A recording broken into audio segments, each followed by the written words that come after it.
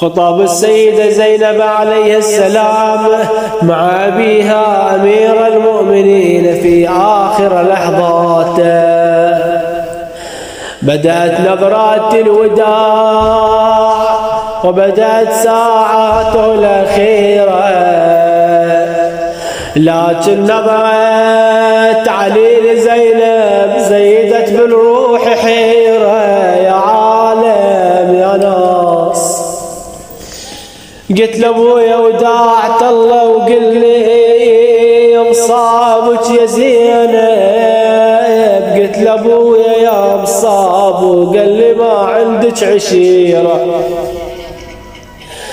وقال لي ما عندي عشيرة عذبان بكلمة منها وزاد وني الياه يبكي الياه بالله يصير حزني على الساعة كربلاء والأم بيها، على ساعة علي مني يوح مني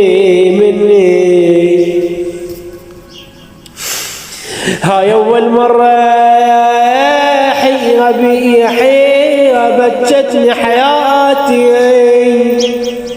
وعلي غدت يحلها لي وحل فيها بعز غلاتي.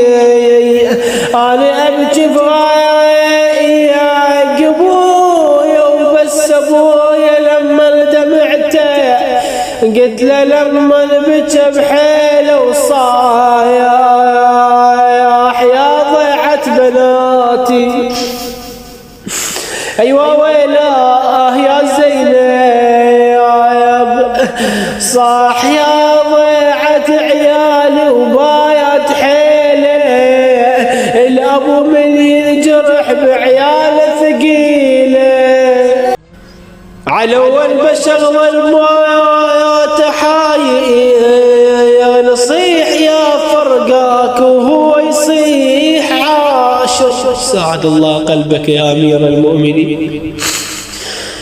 قبل عملة كربلاء صاغت باختصار اشقيت تعولها الحوافر،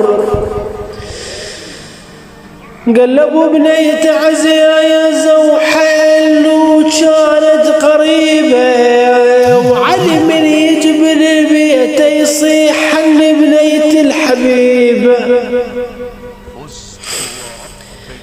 وعلي من يجبل البيت يصيح حن بنيتي الحبيبة. لكن بس هالساعة ليش اسمي تغير من لسانه، علي أول أبو مقابل بنته ويقلها غريبة يا زينب يا غريبة، ومن علي يحكيها قوة ويشهق بأنفاس أبوي شلون بلوى.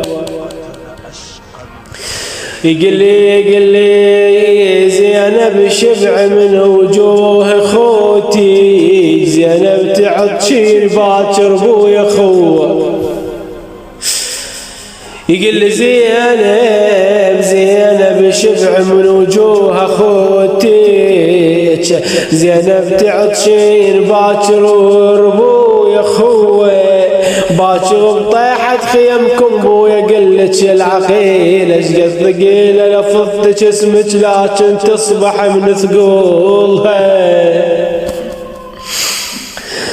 افضعا للغربة استعدوا للسفر من دون راية، بويا من نورك العزيزة باكر تحملك هزيلة. وبعد يا زينب بعد اخوي تجي بعد اهل الحميه، من نفياي اهلك الشمس للغاضريه، بعد اخوي تجي بعد اهل الحميه، من نفياي اهلك الشمس الغاضريه. اخر حكايه وغمض بالسين كانت أظن غادي قل بويا انت سبيه، آخر حكاية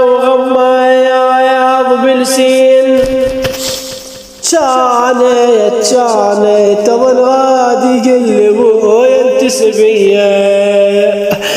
عظم الله لنا ولكم الأجر والثواب بذكرى جرح الإمام أمير المؤمنين عليه السلام. هنيئا لمن يقيم العزاء والمواساة لصاحب العصر والزمان عليه السلام بجرح أمير المؤمنين عليه السلام.